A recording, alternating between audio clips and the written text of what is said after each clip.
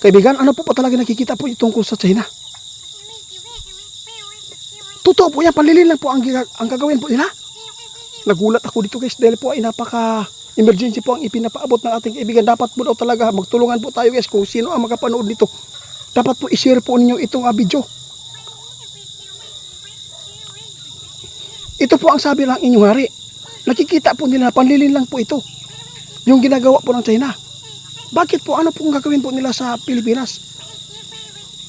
Guys, masamang pangitain ito sa nakita ng ating kaibigan. Kung ang ating presidente ay magpapalin lang dito na kung sakali man na ibalik po niya yung nakuha natin sa ibang bansa tungkol po sa panglaban sa giyera, no? Kung isauli po niya ito, madali po tayong mapuksa ng ating mga kalaban at China. Sana po, hindi po dapat na maisahan tayo. Dapat maging matatag si BBM po dito kaibigan. Ito po talaga ang nakikita po ninyo doon sa China. Na ito yung balak nila na oo nga, meron ako napanood po na sinasabi po nila na nagsabi po, nagpaabot si BBM, China, tigilan na po ninyo ang inyong pagmalupit po sa amin dito. At saka tigilan na po inyong pambubumba sa aming barko, sa mga Coast Guard namin.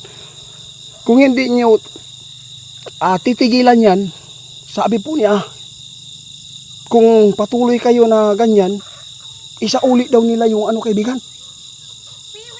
Oo, yung panglaban sa gira, guys. Linlang ito, dapat po talaga.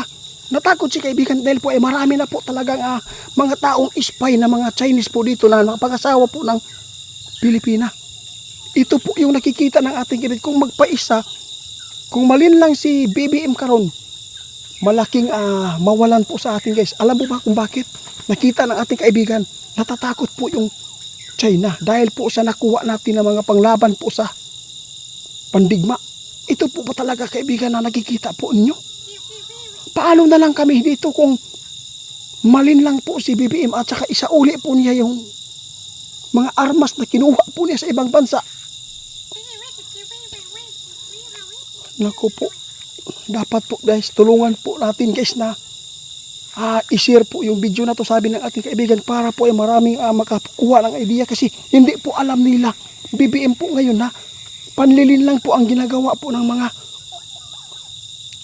Chinese. Ito po talaga yung posibleng mangyayari.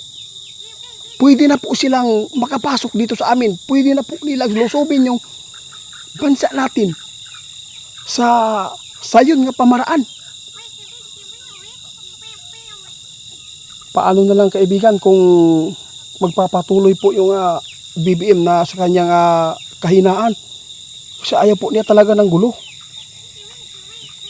Kahit pa ayaw po natin ng gulo guys, pero wala na, sinabi natin kaibigan, napatuloy pa rin ang kanilang pambubuli sa atin at pangmamalupit sa atin. Kaya dapat po talaga lumaban tayo.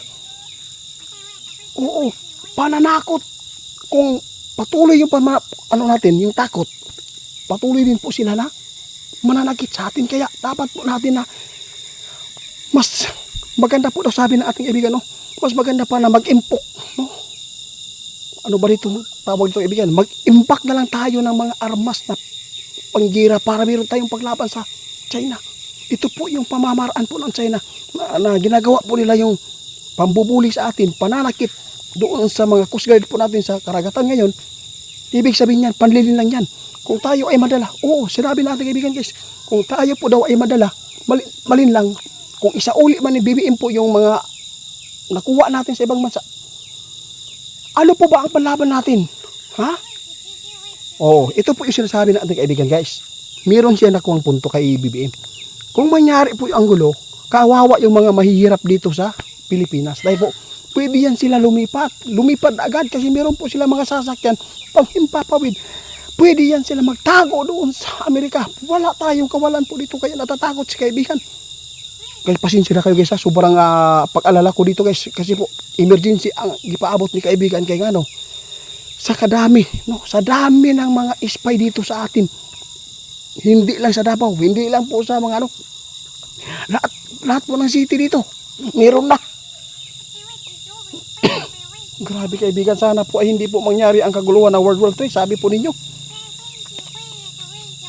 Sana po yung si Trump kumikilos din po para po sa ano, pero mahirap po talaga pag nagsalig ka ba, no?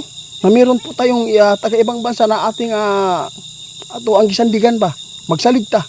Dapat po talaga guys, hindi tayo pwedeng magpakita na takot tayo at hindi po tayo pwedeng magpakita na meron kumakampi sa atin. Dapat maging matatag tayo dahil po pwede po tayo iwan, pwede po tayo hindi po nila pakialaman, babayaan. Sobrang pag-alala ng ating kaibigan ngayon guys. Linlang, kung malinlang ang Pilipino na mga nasa taas po ngayon, delikado po ang ating bansa. Pwede pong mapasok ng China, no, na pinakasimpol na pamamaraan dahil po yung armas na kinakatatakutan nila ngayon, sinabi ng ating kaibigan ay pwede po yan. Masakit po talaga isipin guys kung ang ating presidente ay sobrang malambot yung puso. No, ayaw po niya ng gulo. Pero nagpapasalamat po tayo dahil meron tayong ganyan. Pero sobra naman po ang kanyang pagbigay ba. Oo, dapat po ipakita din po niya na matapang po siya na ipinaglaban po niya yung mga tao dito sa ating bansa. Kasi yun po talaga ang maganda. Kung patuloy tayo na malambot po ang ating puso, malambot po ang ating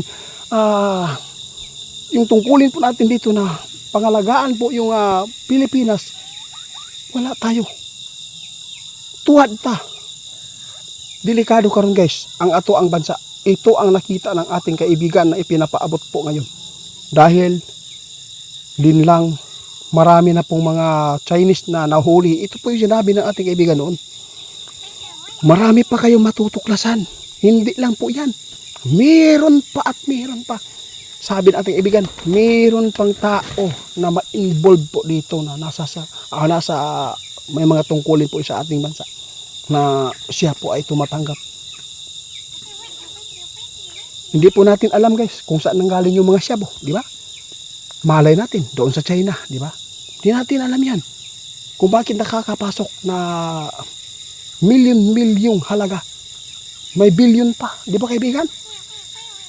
Hindi natin alam na mayroon, diba? Sinabi po niyo noon na delikado ang electricity, di ba? Kung ito ay nakontrol po nila, kung mag-shutdown ito, tapos ibinabalik po natin yung nakuha po natin sa ibang bansa na mga panggera, na mga gagamitan, wala na tayong laban. Kaya si kaibigan handang tumulong sa atin para po ay maging matapang tayo, lumaban tayo. No, kaibigan, daghang salamat sa imo ang pagpaabot karon kasi po kung hindi ka nagpaabot karon, hindi ko alam po ang pangyayari ito. Napakalaking tulong ninyo dahil po ay naipaabot po ninyo ang dapat po namin paghandaan ngayon.